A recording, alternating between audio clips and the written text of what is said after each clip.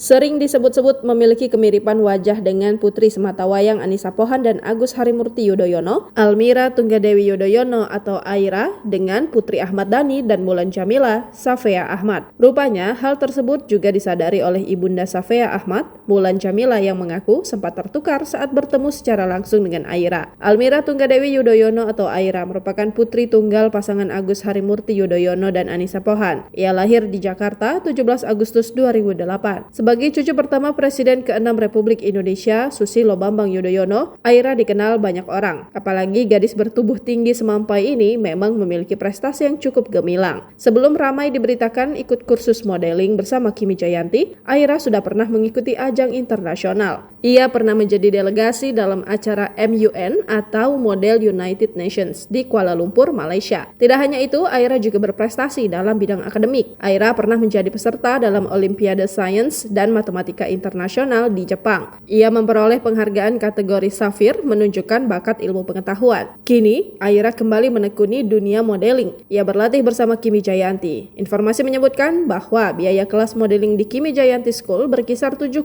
juta rupiah untuk 11 kali pertemuan.